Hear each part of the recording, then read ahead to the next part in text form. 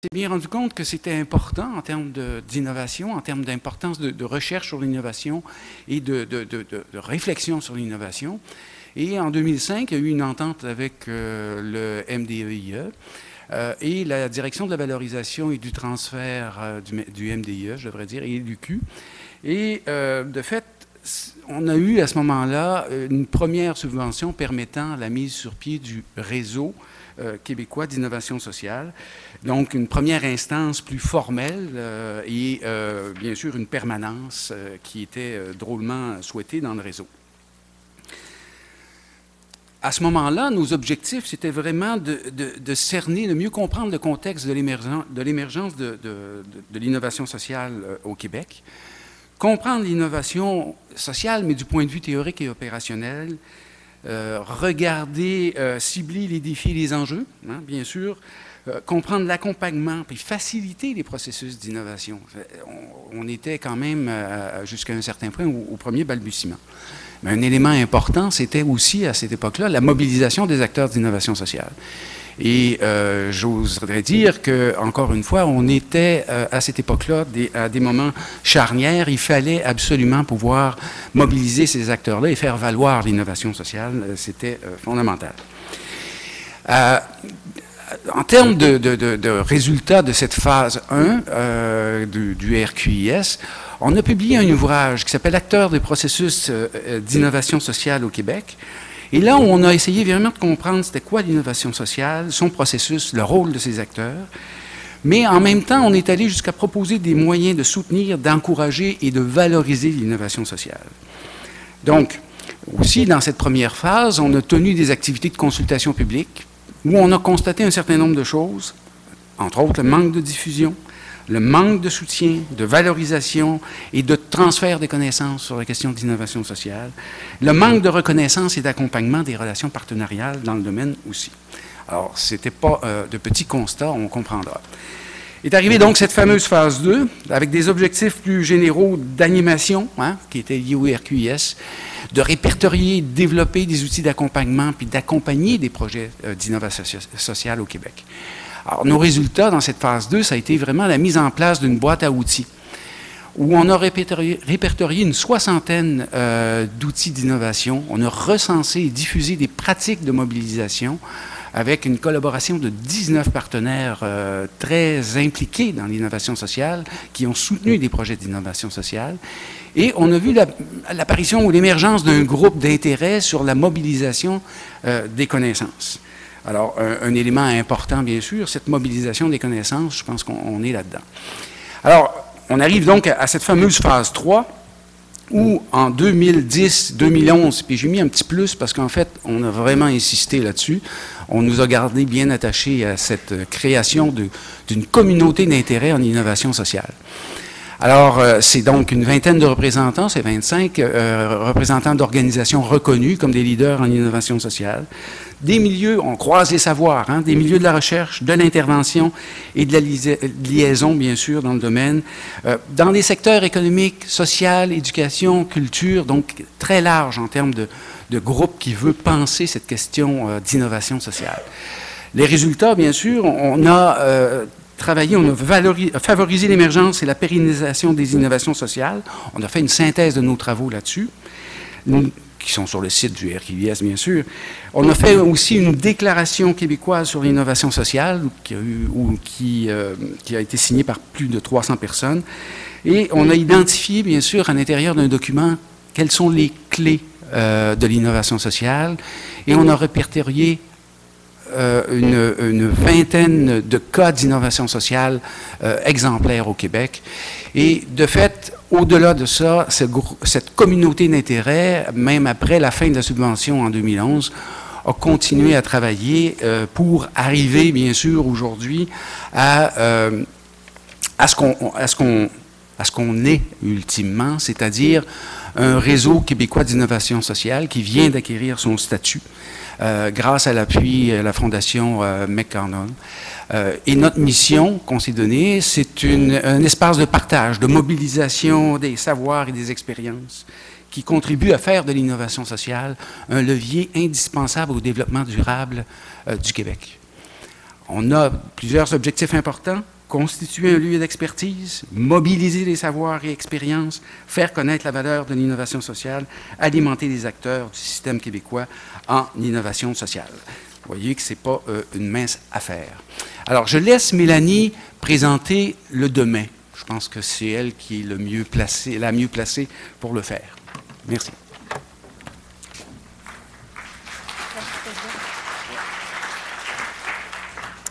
Bonjour, ça me fait plaisir de présenter le demain du RQIS. Je ne le fais pas toute seule, parce que de représenter, évidemment, la communauté d'intérêt est au cœur de l'avenir du RQIS aussi. Je vous propose ce matin de faire un petit survol de ce qui est sur la planche à dessin du RQIS pour les 2 prochaines années, du moins. Donc, concrètement, comment on va arriver à remplir les objectifs qu'on s'est donnés, à les atteindre au cours des prochaines années, essentiellement par 3 grandes avenues. La première est le développement et la structuration du réseau, évidemment, qui commence par la mise sur pied et la consolidation de l'organisation en tant qu'OBNL, comme le disait Michel tout à l'heure.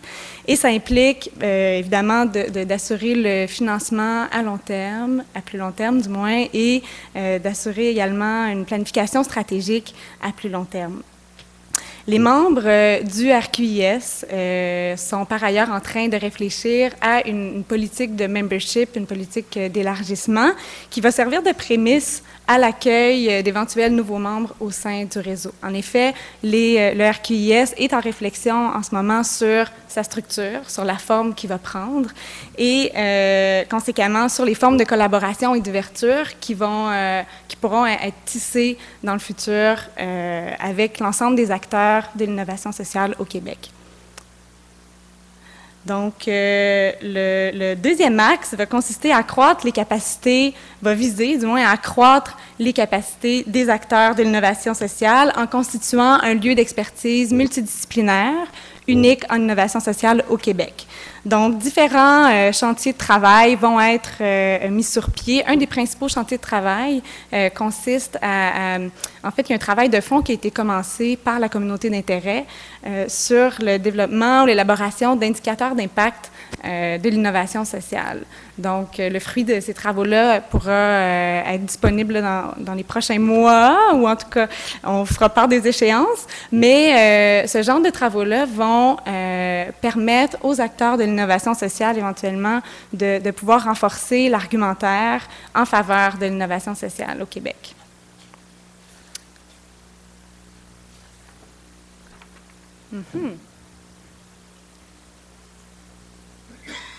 Je vais poursuivre. Il y a une troisième flèche, vous le devinez. Donc, le troisième axe va consister à renforcer la place de l'innovation sociale dans le système d'innovation québécois. Je refais une tentative. Voilà, merci.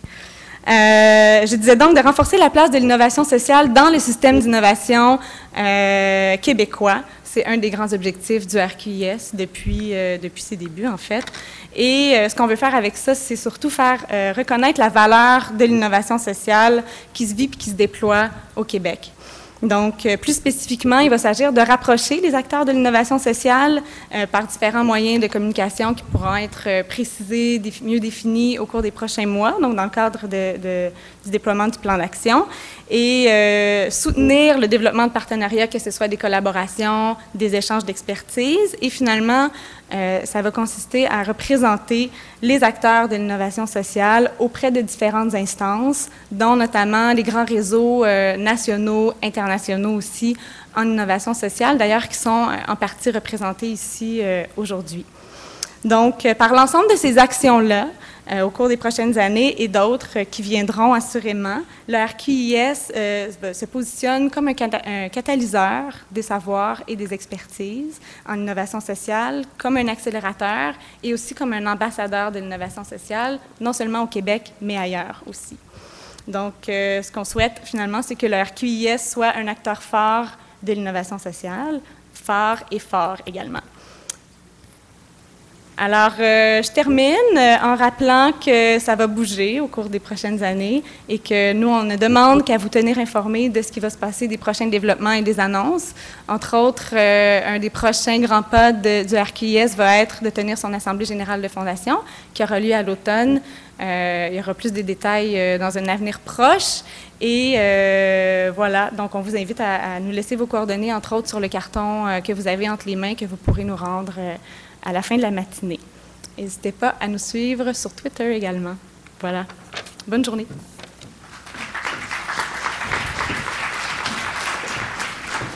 Alors, merci Martin et Mélanie. On est passé du passé à l'avenir. Le présent, c'est nous, aujourd'hui.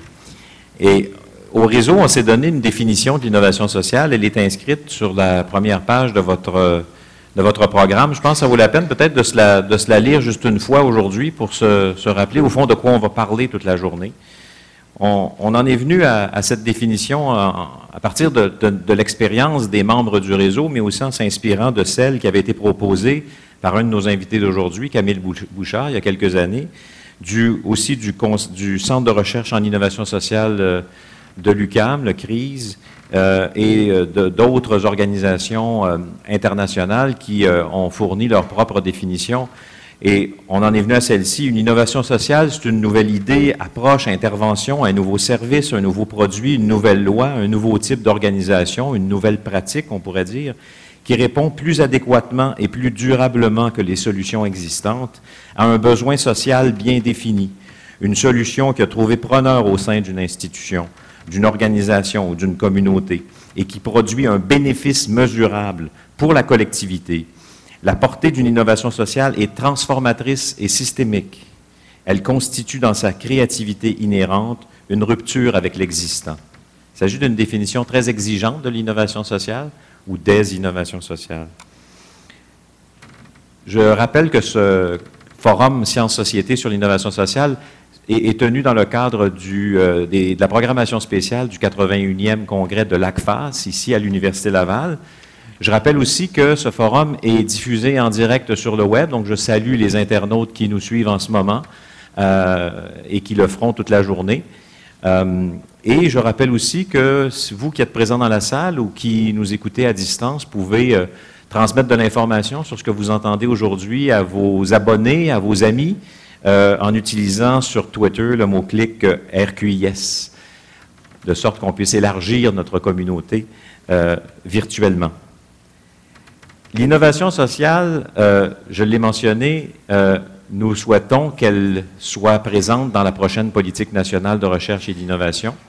Nous avions donc invité le ministre de l'Enseignement supérieur, de la Recherche, de la Science et de la Technologie, M. Pierre Duchesne, à nous adresser la parole, comme il est ce matin déjà à Montréal pour donner une autre conférence. Il a accepté de préenregistrer un message qui vous est destiné et nous allons l'écouter.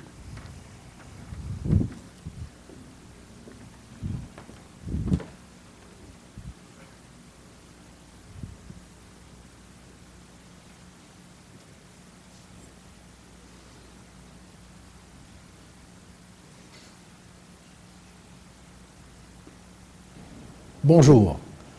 L'innovation est au cœur de nos vies. Dans une société où souvent le temps nous manque, ces applications sont fort utiles pour, entre autres, faciliter notre quotidien. Mais l'innovation peut faire bien plus. Au cours des dernières années, l'innovation était souvent conjuguée avec technologie. Malgré ce focus important, l'innovation sociale a quand même réussi quelques percées importantes. Plusieurs organismes ont vu le jour et sont maintenant des partenaires importants pour notre gouvernement. Aujourd'hui, on reconnaît de plus en plus la nécessité d'innover dans les domaines sociaux et organisationnels avec comme vision la richesse du savoir pour le réseau de l'enseignement supérieur, mais aussi pour le bien commun. Un bel exemple d'innovation sociale remarquable, les centres de la petite enfance, fondés par Pauline Marois, elle était alors ministre de l'Éducation, c'était en 1997. L'innovation constitue en effet un important levier de développement, de productivité et de diversification économique. Elle nous permet d'aller plus loin. Ce forum, organisé par le Réseau québécois en innovation sociale dans le cadre du 81e congrès de l'ACFAS tombe bien. Dans ce contexte international, où sont rassemblés des gens venant de partout à travers le monde, la situation est idéale pour parler d'innovation sociale. Il en va de notre développement, de la réalisation de notre plein potentiel. Nous devons réfléchir ensemble et trouver des solutions aux défis de société qui sont d'ailleurs communs à beaucoup de nations. Le vieillissement de la population, le développement durable ou l'épanouissement de notre identité nationale comme Québécois font partie de ces défis. C'est d'ailleurs en juin prochain que je déposerai la politique nationale de la recherche et de l'innovation qui tiendra compte de ces défis. Cette politique comptera donc sur toutes les formes d'innovation, technologique, sociale et organisationnelle, pour permettre au Québec de non seulement conserver son leadership mondial dans nos domaines d'expertise, mais aussi de rayonner comme société innovante sur toute la planète, et ce pour le bénéfice de toutes les Québécoises et de tous les Québécois. D'ici là, je vous souhaite de fructueux échanges et surtout, soyez créatifs et innovants. Bonne journée à vous tous. Alors, merci, Monsieur le ministre. Nous attendons la politique. On peut applaudir, en effet.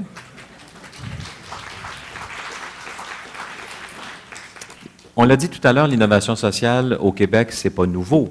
On en fait depuis longtemps, même si on n'a pas toujours mis sur cette réalité les mots « innovation sociale ».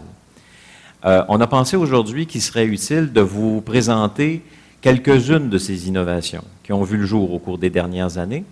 Et pour ce faire, on a demandé aux gens qui les ont faites ou qui les ont accompagnées ou qui en ont fait l'étude.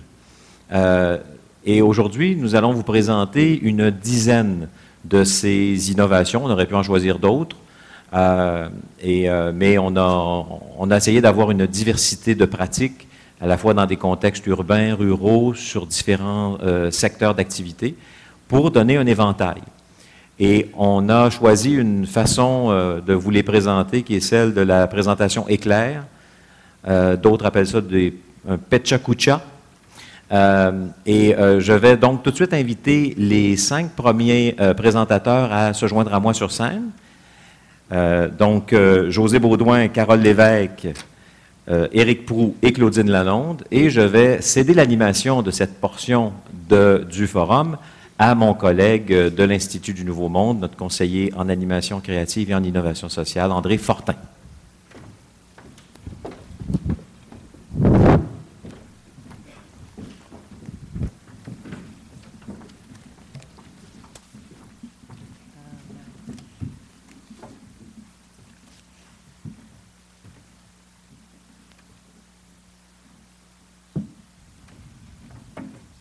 Alors, la présentation est claire. Ce que vous allez voir ce matin, c'est 5 illustrations de c'est quoi l'innovation sociale.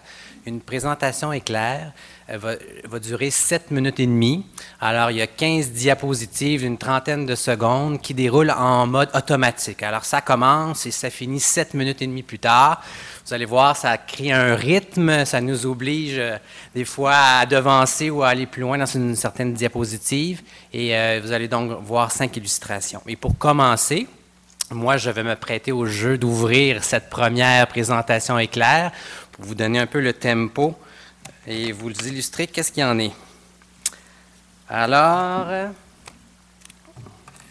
et entre-temps, je viendrai ensuite présenter chacun des invités brièvement pour les introduire. Je suis prêt. Alors, commencer par parler de l'INM, qui est une organisation à but non lucratif et non partisane qui va fêter cette année son 10e anniversaire. Sa mission, c'est d'accroître la participation des citoyens à la vie démocratique au Québec. L'INM vise à contribuer au développement des compétences citoyennes des personnes et des organisations.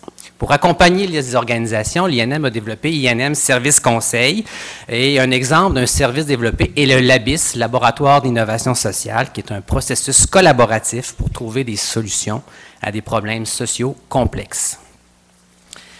On est présentement dans une période d'accélération des changements et on est interconnecté au monde comme jamais. Bref, on vit dans des environnements turbulents et imprévisibles qui remettent en question nos façons de faire. En conséquence, on ne peut pas seulement s'adapter aux changements en s'inspirant des outils et des bonnes pratiques du passé. On a besoin de développer un autre cadre d'analyse et des nouveaux réflexes d'intervention. D'où l'importance de développer le savoir innové et un type de leadership davantage collaboratif. Aujourd'hui, on est confronté à des problématiques majeures et complexes comme les changements climatiques, le vieillissement de la population, le décrochage scolaire ou le logement, comme le LABIS que vient de démarrer l'INM et la santé publique sur le logement. Pour résoudre les problèmes sociaux complexes, l'INM croit au potentiel de l'intelligence collective. L'intelligence collective est caractérisée par une habileté de groupe à interagir avec succès devant une situation de crise ou de défi en utilisant une dynamique de collaboration et d'échange. Le LABIS s'inspire de l'analogie des abysses. Et elle est intéressante parce qu'elle nous amène à sortir des sentiers battus.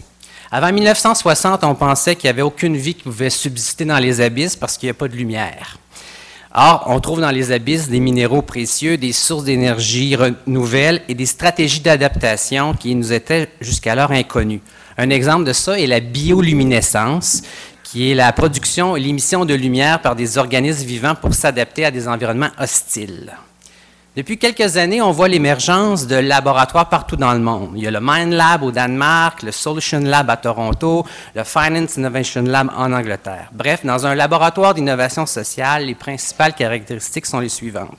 Il y a la création d'un environnement expérimental de résolution de problèmes, un travail en collectif avec une structure horizontale, une mise en place d'une équipe multidisciplinaire et l'utilisation de processus itératifs et créatifs où on apprend dans l'action à travers des avancées, des reculs, des prises de risques.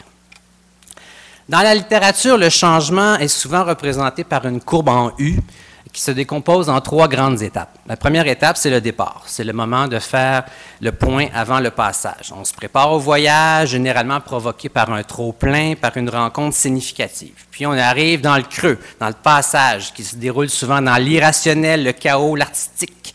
Durant cette phase difficile, l'objectif est de produire des histoires et de générer des intuitions. Puis, on remonte à l'arrivée, c'est la phase de réorganisation du système après le chaos. Bref, on intègre les réflexions du passage et on fait des choix en exécutant des nouveaux gestes. Il y a 3 cibles dans un LABIS. 1. Stimuler des démarches de changement social. Ici, le rôle de l'INM, c'est de jouer le rôle d'animateur et de médiateur. 2. Créer un espace de respect, de confiance et de créativité. 3. Concevoir et réaliser des projets ayant un fort impact sociétal. Dans un LABIS, on est en mode action. On veut expérimenter, développer des projets pilotes dans le but de les bonifier, de les implanter et de les répliquer ailleurs. Le LABIS comporte 5 étapes.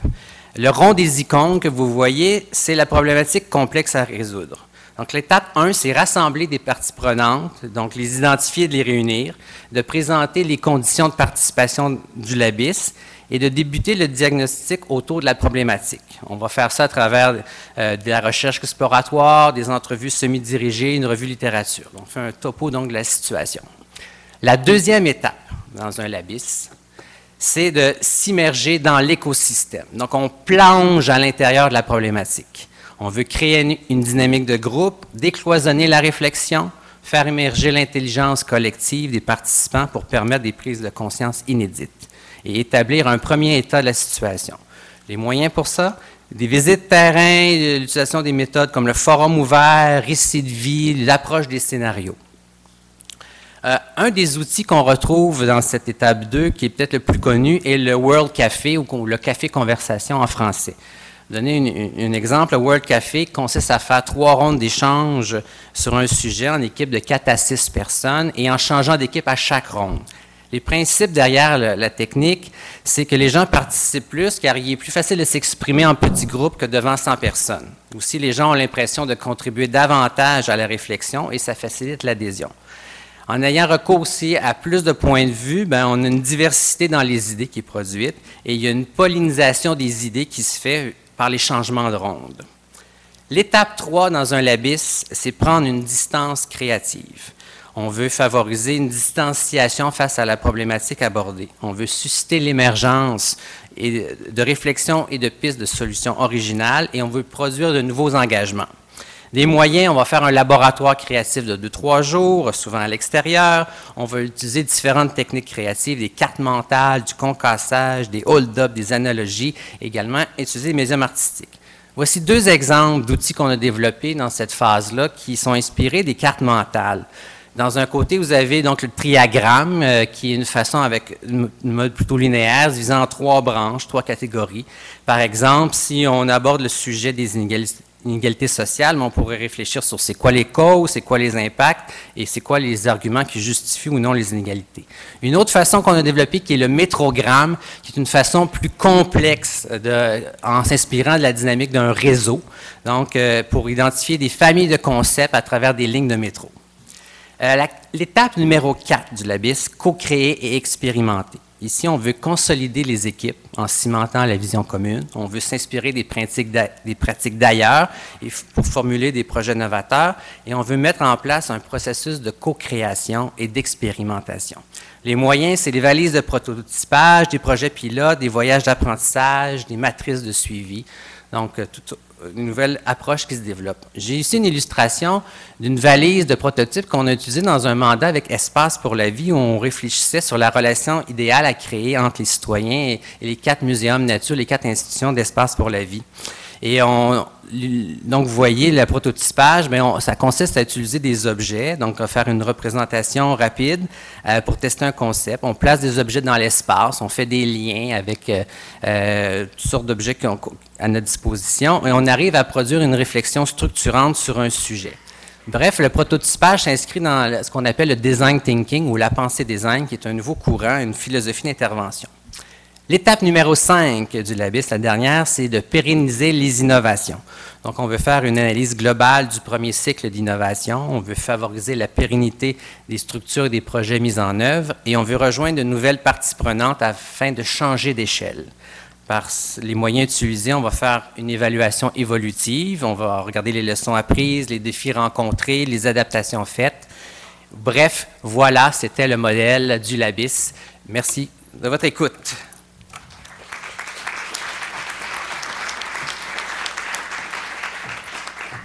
Donc, vous avez compris que la présentation éclair utilise beaucoup donc, le visuel. On essaie de mettre le moins de mots possible pour avoir donc plus une représentation à l'écran à travers des images, des dessins ou des symboles. Ma prochaine présentation, alors, elle contribue activement à la concrétisation de nouveaux modèles de transfert du savoir et de l'innovation entre les universités et les organisations en vue de répondre aux défis du Québec. Alors, accueillons Josée Baudouin, vice-présidente Innovation et Transfert au CIFRIO et membre du RQIS.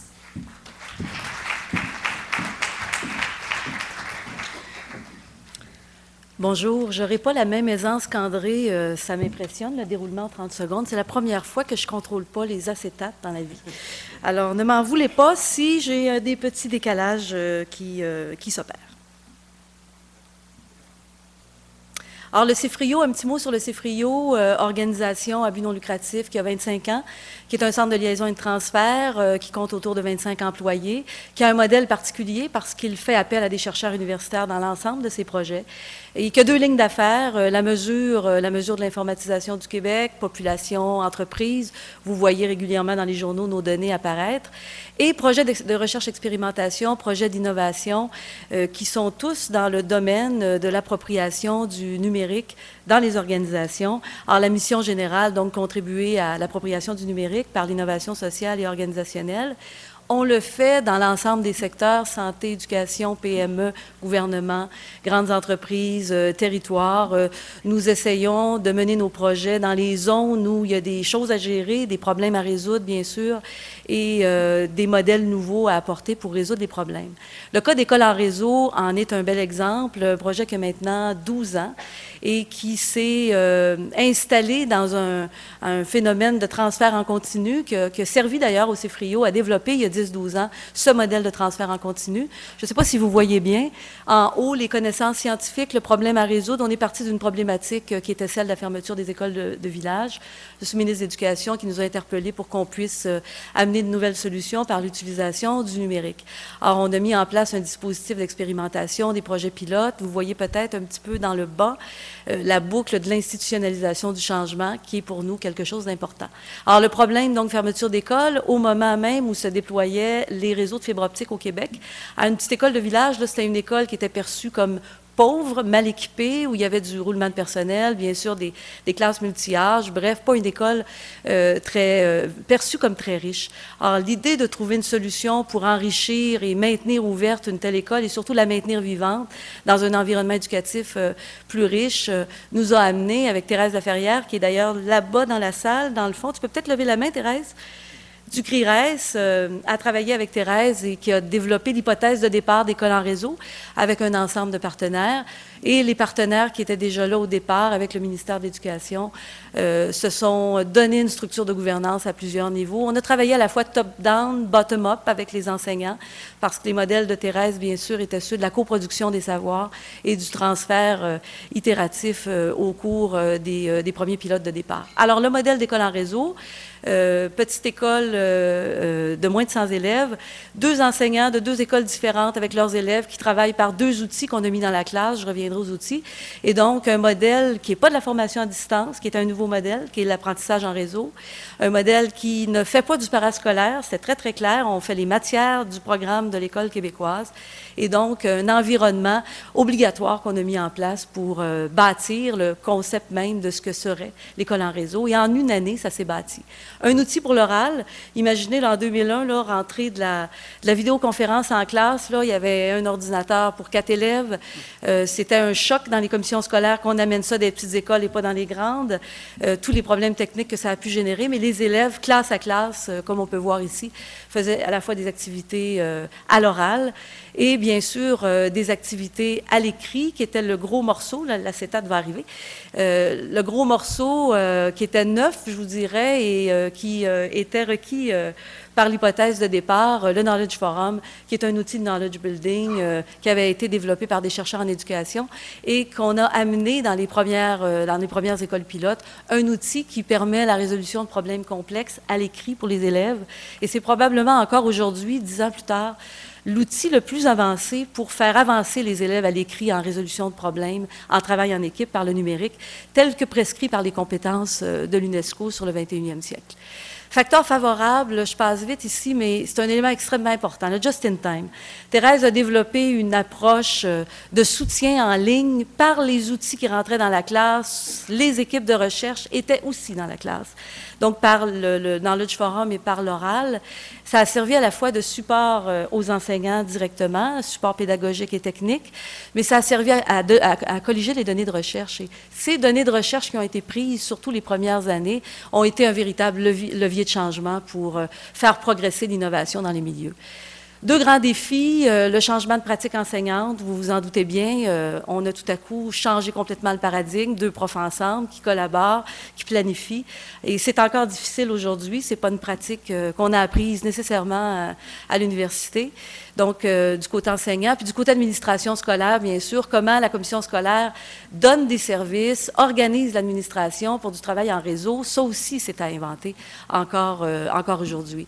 Des retombées sur le plan pédagogique qui sont largement documentées, motivation des élèves, rétention des enseignants, apprentissage et capacité des élèves, mais une retombée que je souligne ici, qui est intéressante au niveau des professionnels, comment des conseillers d'orientation, des psychologues, des psychoéducateurs peuvent aussi utiliser le même dispositif technique pour donner des services aux élèves, aux enseignants, dans des territoires qui sont grands et surtout reconfigurer leur pratique professionnelle autour d'une combinaison virtuelle et en présence. Une des retombées intéressantes qu'on oublie souvent de mentionner, c'est la perception de la petite école maintenant au Québec.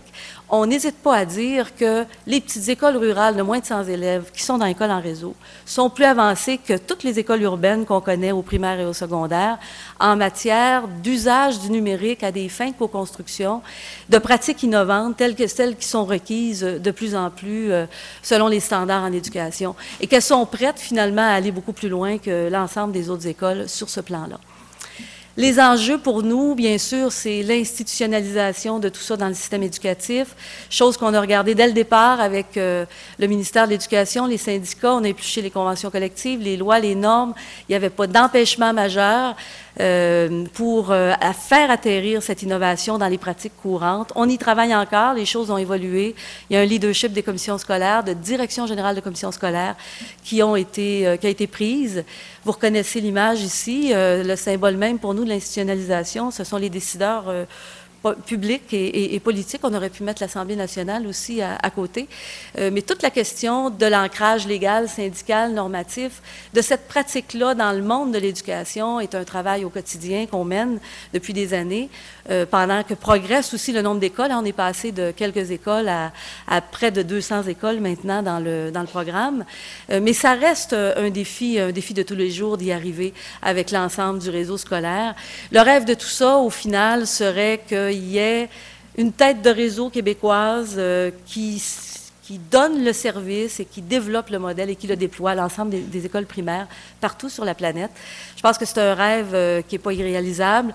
Alors, on essaie de mettre en place un OBNL actuellement avec les directions générales des commissions scolaires et l'idée serait de faire, au-delà du Québec, un déploiement qui pourrait servir à l'ensemble d'autres pays qui ont des petites écoles rurales comme au Québec.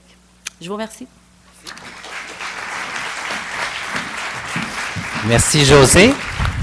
Alors, évidemment, après les présentations, il n'y aura pas une période de questions et d'échanges. On va intégrer ça dans la pause. Donc, si vous voulez aller plus en profondeur, bien, nos invités sont ici. C'est une occasion d'aller les rencontrer et d'échanger avec eux.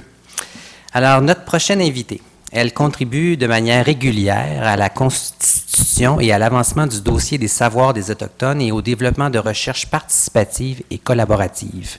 Accueillons Carole Lévesque, professeure à l'Institut national de la recherche scientifique au Centre Urbanisation, Culture, Société et membre du RQIS.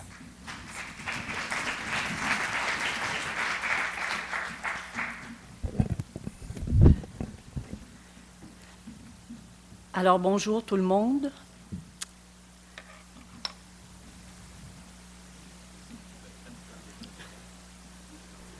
Allez-y.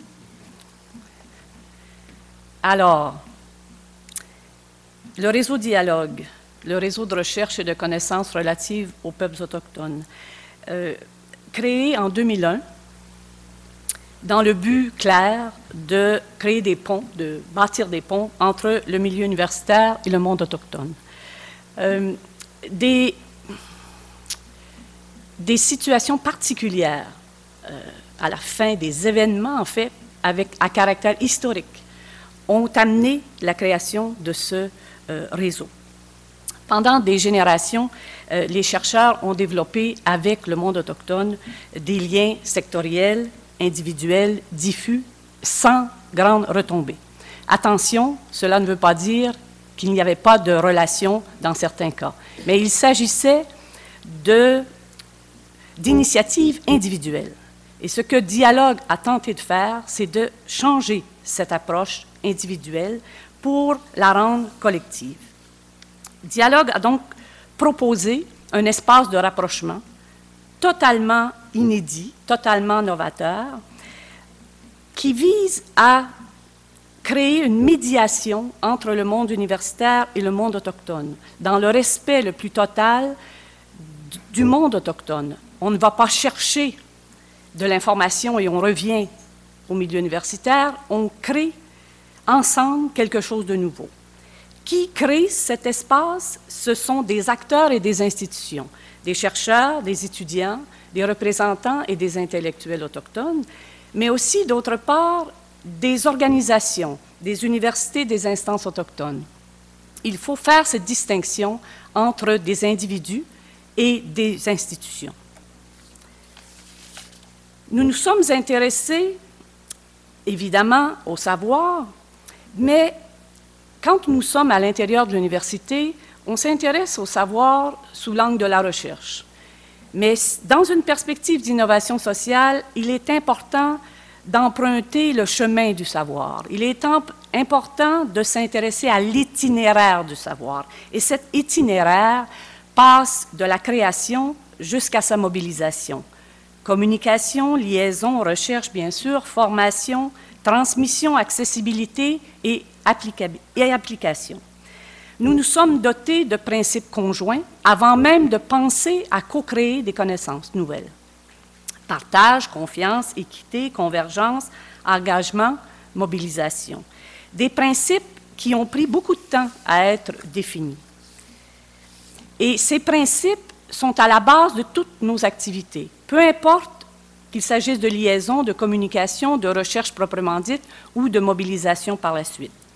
Nous avons développé avec les années de très nombreuses activités novatrices, gagnantes, pour tous et toutes, c'est-à-dire pour les chercheurs, mais aussi pour les étudiants et pour les partenaires autochtones, notamment le programme de formation de l'Université nomade, qui en est à sa 10e édition la semaine prochaine. Un peu, certains diront, une sorte d'école d'été, mais plus que ça, parce que cette école voyage et parce qu'elle permet le lien entre des savoirs scientifiques et des savoirs autochtones. Nous avons relevé un certain nombre de défis, dont celui de la diversité culturelle. On ne parle même plus seulement de diversité des pratiques ou des diversités organisationnelles, mais l'acceptation de la différence et aussi le fait qu'il nous apparaissait très important de reconnaître les savoirs autochtones comme des sources légitimes de savoir sur la société et sur le monde. Les Autochtones sont aujourd'hui engagés dans des... j'ai perdu ma feuille, pardon, dans des processus de modernité. Et c'est très important de les voir comme ça, ce sont des citoyens engagés. Ils sont passés du statut en milieu universitaire d'objet d'étude à sujet connaissant. Et ça, c'est très, très important. Ça demande des responsabilités, de l'engagement, mais on peut le faire.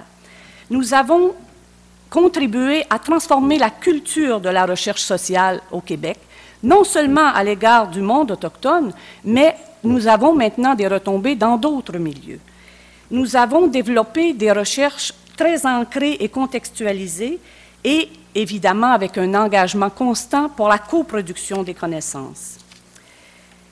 Nous travaillons à une échelle qui nous permet de créer des situations d'intercompréhension. Nous pensons, du moins, avoir contribué à humaniser la science sociale, mais aussi, de manière plus concrète, nous travaillons à la transformation des politiques publiques qui instrumentalisent encore beaucoup trop souvent les Autochtones avec, sous couvert d'ouverture et d'intégration, des processus clairs d'assimilation. Nous avons, bien sûr, comme chercheurs, des défis à rencontrer. Celui de la transdisciplinarité, qui n'est pas simple, on le dit, on en parle, mais dans les faits, je dois vous avouer que c'est souvent autre chose. Nous devons renouveler nos approches. Nous devons penser, et non seulement dans ce domaine, mais dans d'autres domaines, les sciences sociales sur le chemin de l'innovation sociale doivent penser à faire des ponts entre la recherche et la gouvernance des sociétés. Nous avons transformé les apprentissages. Nous avons aussi relevé d'autres défis, comme celui de l'adhésion au réseau, de la finalité de la connaissance, à qui et pourquoi la connaissance, et nous avons réfléchi au rôle des sciences sociales, évidemment dans la société, mais par rapport à ce vaste domaine de la recherche et de la science en général. Nous sommes passés d'une perspective linéaire à une perspective relationnelle. Quels sont, d'après nous, les ingrédients de l'innovation sociale? L'altérité, le leadership, l'écoute, les bénéfices pour tous, et non seulement pour les chercheurs, les risques, comme disait une auteure célèbre, Carla Bruni, le risque, c'est de ne pas prendre de risques. Évidemment, bien sûr, pour nous, la diversité. Maintenant, en conclusion, ce qu'il faut pour nous, au sein de Dialogue, mais peut-être de manière plus large en sciences sociales, c'est de faire en sorte que l'innovation sociale ne soit pas la finalité. Pour nous, la finalité, à travers l'innovation sociale, c'est de contribuer à la transformation sociale. Je vous remercie.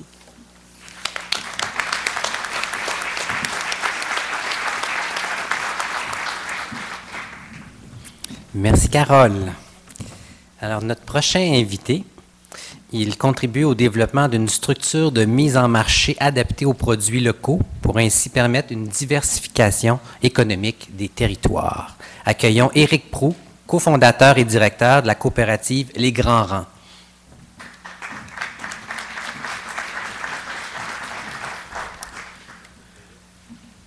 Bien le bonjour à tous. Je m'appelle Éric Proulx, je suis, comme monsieur dit, cofondateur et puis directeur de la coopérative Les Grands Rangs. C'est une coopérative de solidarité agroalimentaire qui a pour mission de rassembler des citoyens, des agriculteurs pour valoriser la transformation puis la mise en marché de leurs produits via des canaux de mise en marché structurés. Un des premiers chantiers qu'on a mis en place, c'est une épicerie-cuisine à Québec, dans le quartier Saint-Roch, où on rallie nos producteurs qui se servent de vitrine et un restaurateur qui fait de la transformation de produits. C'est un projet qu'on veut rural-urbain qui regroupe 475 membres, dont 85 agriculteurs répartis en province. On voulait ça multigénérationnel, puis le dénominateur commun de notre coopérative, c'est vraiment des gens intéressés à leur alimentation puis à leur rapport avec le territoire. Mais comme vous savez, des projets comme ça, ça n'est pas dans une feuille de chou, hein. C'est la nécessité est la mère de l'invention. Moi, avant de démarrer une coopérative, j'étais agriculteur, j'avais une ferme de chèvres laitières et une fromagerie pendant 11 ans. Fait que la coopérative, c'est un peu la synthèse de la plupart des problématiques que j'ai vécues dans mon entreprise, que ce soit au niveau des ressources humaines, de la mise en marché, de l'accès au capital, puis parce qu'on sait bien que la grande industrie a des ressources différentes de nous. Aussi, cette coopérative-là est née de différents enjeux qu'il y a en agriculture au Québec. Vous savez, il se perd environ une ferme par jour. Cette photo-là a été prise à Sainte-Perpétue, dans la région de Yamaska. D'ici 5 à 10 ans, il y a 50% des agriculteurs au Québec qui vont prendre leur retraite due à leur âge. Les fermes au Québec ont de la difficulté à donner des revenus de famille à leurs exploitants. Il n'y a même pas 25% des fermes qui le font. Puis, on se rend compte qu'il y a des enjeux de sécurité alimentaire très forts. Parce que, vous savez, en 1985, l'agriculture québécoise était autosuffisante à 70% de nos besoins. Aujourd'hui, en 2013, on est rendu à 50%. Il y a un enjeu fort au niveau de... tu sais, je dis souvent, avec la mondialisation, il n'y aurait plus d'agriculture au Québec que les épiceries seraient pleines. Fait que, il y a quand même des enjeux forts pour l'occupation de territoire puis nos générations futures. Fait qu'un projet, des enjeux comme ça, ça demande des projets structurants puis ça demande des projets qui sont cohérents. Nous, c'est un projet qu'on a voulu de la base. La photo que vous voyez là, ça a été pris à Saint-Ramon parce que le projet initial de notre coopérative, c'était une fromagerie coop avec une cuisine coop à Saint-Ramon-de-Portneuf. C'est un projet qui était issu de citoyens, d'entrepreneurs bénévoles. Contrairement à d'autres projets, on a eu beaucoup de lettres d'appui, mais zéro parrainage. Donc, une encyclopédie de vœux pieux. Puis, je vous dirais qu'il a fallu modeler le projet parce qu'on s'est rendu compte qu'il y avait aussi des contraintes organisationnelles associées à des projets comme ça. Vous savez, le concept des gérants d'estrade, où ce que tout le monde regarde le promoteur travailler en lui disant 70 000 conseils, mais en réalité, ce que le promoteur a besoin, c'est souvent un peu de parrainage. Puis, on se rend compte aussi dans le domaine de la gestion de projet que dans les époques d'austérité ou autres, les organisations sont plus conservatrices dans le support à mettre en place. Toutefois, même s'il y a eu des contraintes politiques ou organisationnelles, on est des bénévoles tenaces, puis on a quand même eu des obligations de résultats. Donc, on a ouvert notre épicerie en prenant un certain détour de la campagne vers la ville. On l'a ouvert à Québec. Pourquoi je vous montre cette photo-là? C'est que le projet a été initié uniquement par des bénévoles. Il n'y avait aucun chargé de projet financé. Puis ça fait en sorte qu'on voit qu'il y a des limitations au bénévolat parce qu'on ne peut pas demander à des chargés de projet bénévoles de mener des projets de 500 000 $ avec les mêmes règles de déontologie qu'un chargé de projet à l'ENAP. Pourquoi vous voyez cette photo-là? C'est que la plupart des gens qui ont des bons cerveaux, des gens compétents, bien, ils travaillent tous ces heures ouvrables. Fait que c'est difficile de trouver des bénévoles qui vont mettre 10, 12, 15 heures par semaine pour mener des projets d'innovation. Fait que ça implique des super membres. Puis c'est là qu'on voit qu'il y a une certaine limitation à l'innovation. Dans les facteurs favorables, ça c'est un de nos bénévoles membres, M. Boulanger, c'est que des projets comme ça, agroalimentaires, qui ont une base citoyenne, c'est très attractif. On va chercher le multigénérationnel, on va chercher des pré-retraités qui veulent s'investir, puis qui sont conscientisés face à leur alimentation, dû à l'essor des marchés publics et autres. Puis, ça fait en sorte qu'on peut rallier les gens autour d'une structure. Autre facteur favorable, c'est qu'on s'est rendu compte que l'agroalimentaire, bien, c'est bon pour la diversification des territoires. Ça fait travailler nos gens, ça fait travailler nos voisins. Ça permet de développer une culture, des savoir-faire, puis une identité forte en campagne. Fait que ça, c'est des aspects qui font en sorte que ces projets-là sont légitimes dans leur approche. Autre aspect, c'est qu'au Québec, il y a un consensus social. Hein? Il y a eu une commission sur l'avenir de l'agriculture qui a été faite en 2007. La société civile se l'est emparée, des ministères aussi. Bon, ça prend plusieurs années avant d'accoucher. Toutefois, dans ces commissions-là, il y avait quand même des politiques agricoles de développement de territoire qui étaient transversales et puis structurantes. Alors, il faut vraiment s'appuyer là-dessus pour développer puis diversifier nos territoires. Parce que ce qu'on se rend compte, c'est que nécessairement, l'agroalimentaire au Québec est à puis même le développement des territoires est à une croisée des chemins. Vous voyez la photo du haut, ça a été pris dans le bas du fleuve, où ce que vous voyez une terre en friche. En région, les terres repartent en friche parce qu'il manque de jeunes, il manque d'agriculteurs pour les cultiver. Puis en bas, bien, vous voyez une terre en ville où c'est que les quartiers de banlieue essayent de gruger tranquillement, pas vite. Puis en plus de ça, on tombe dans des concepts d'accaparement des terres où des grandes organisations comme au Lac-Saint-Jean s'accaparent beaucoup de terres agricoles. D'où le besoin de mettre en place des structures organisationnelles, dans notre cas coopératives, qui vont rallier les forces vives. Parce que ce qu'on se rend compte, c'est qu'il y a beaucoup de petits projets qui sont non fédérés un peu partout au Québec, mais il faut rallier ces gens-là pour avoir un rapport de force pour développer nos territoires. Parce que tout bon projet demande un certain niveau de parrainage. Il faut qu'ils soient incubés, les projets. Puis, c'est pas culturel au Québec de travailler en équipe. Puis, c'est ce défi-là qu'on va probablement avoir dans les années à venir, de dire on a un objectif commun, parrainons nos innovations, développons du partage, reconnaissons aussi les gens de la base, parce que peut-être que l'innovation, finalement, ça va être de travailler en équipe, de mettre tous nos cerveaux en commun pour développer des projets terrain, parce que nous, on pense que c'est probablement ça la voie de l'avenir. Notre slogan, nous, c'est « Mangez fier que pour demain soit », puis je vous dirais en toute fin, sous les pavés la terre. Merci.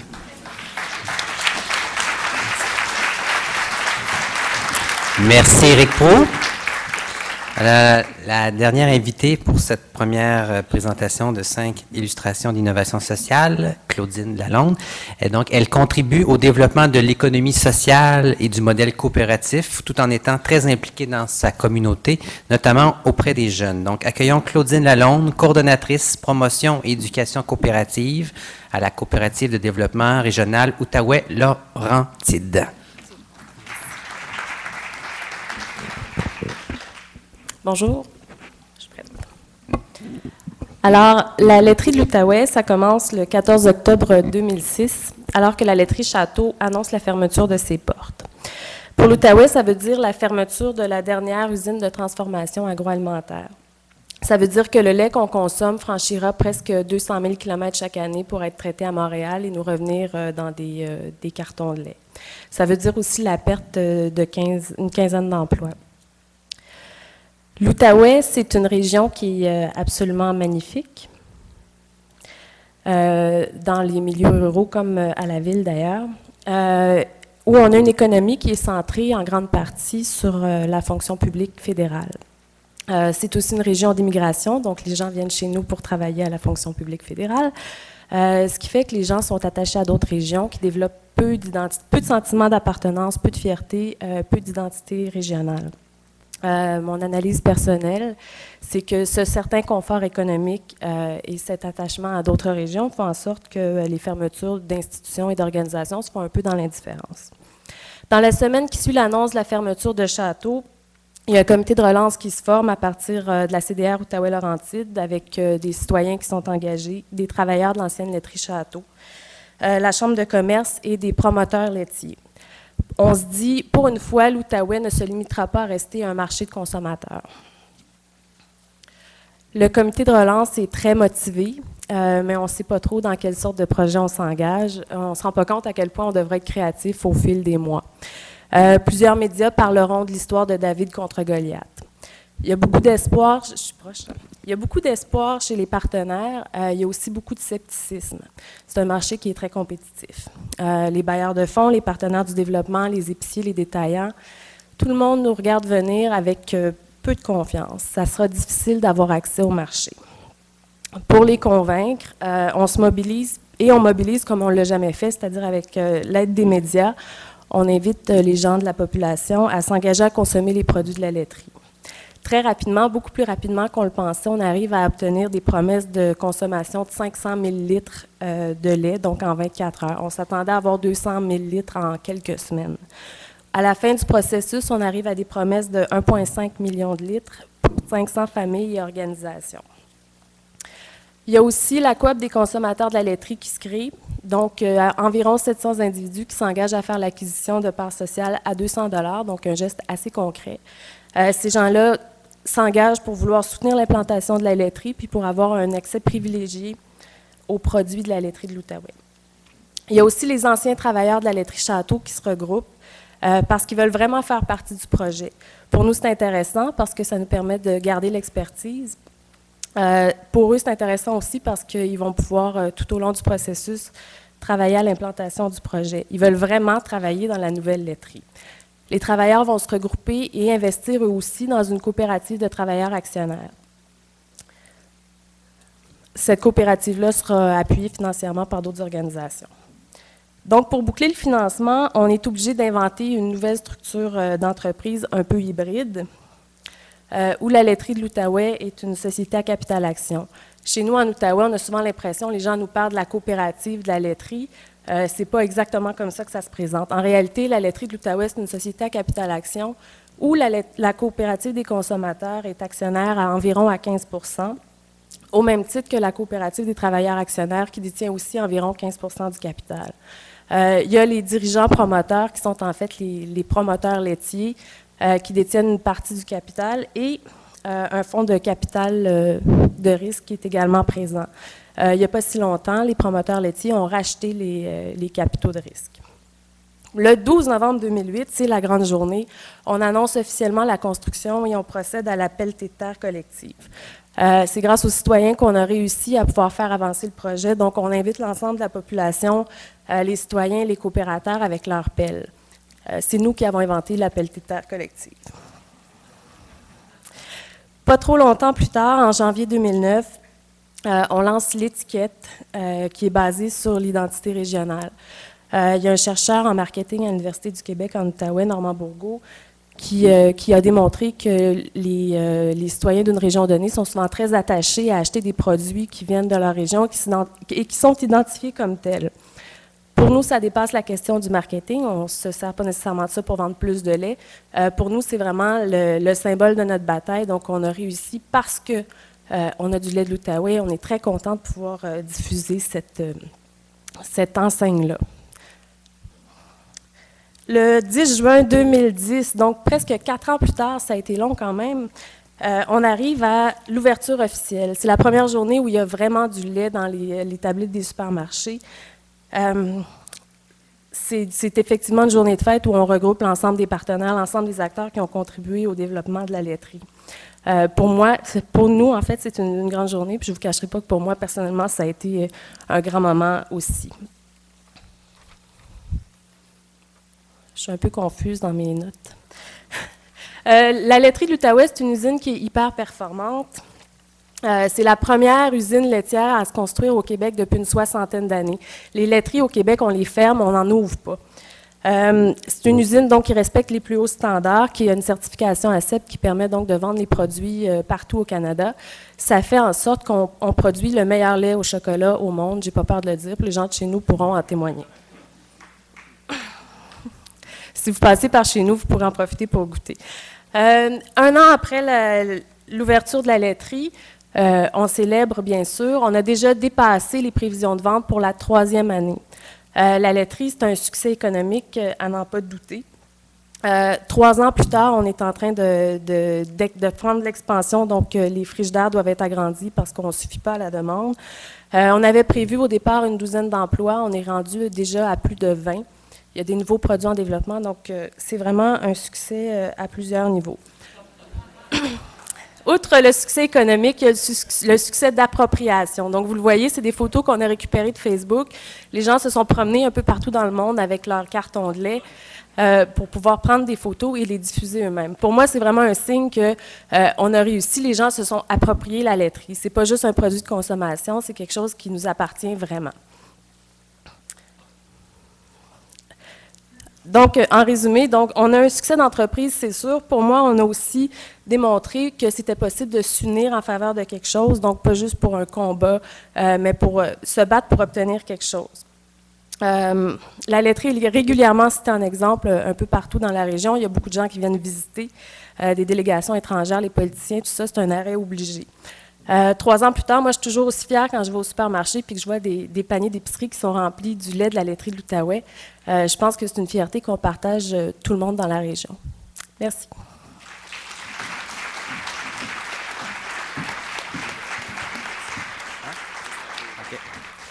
Donc, vous voyez, ce qui est formidable avec cette méthode de présentation éclair, c'est qu'on arrive dans le temps. Alors, pour les futurs ou les organisateurs d'événements, on vous invite à l'expérimenter. Alors, je voudrais terminer une dernière fois en remerciant donc nos 5 panélistes, Claudine Lalonde, Éric Proulx, Carole Lévesque, José Baudouin et André Fortin. Alors, une dernière main d'applaudissements pour cette première série. J'ai 4 informations à vous transmettre avant de passer à la pause. D'abord, donc, on va aller en pause, revenir à 10h40. Si jamais vous sortez un peu, vous allez entendre un bruit d'un bol tibétain. Ça veut dire que ça va recommencer. Donc, un bruit sonore. Deuxième information, c'est pour vous annoncer qu'après, il va y avoir une table ronde et on a une invitée qui va s'exprimer en anglais si vous avez besoin de traduction. Donc, il y a des outils à l'arrière disponibles pour la traduction français-anglais. On vous invite à aller en chercher.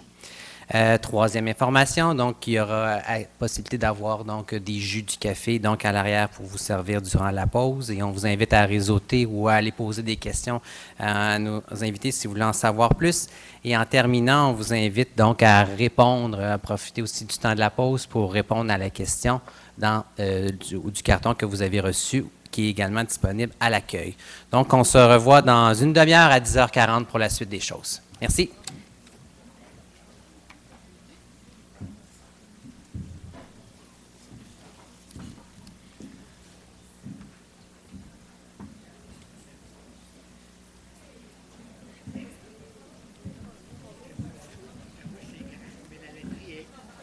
Bonjour.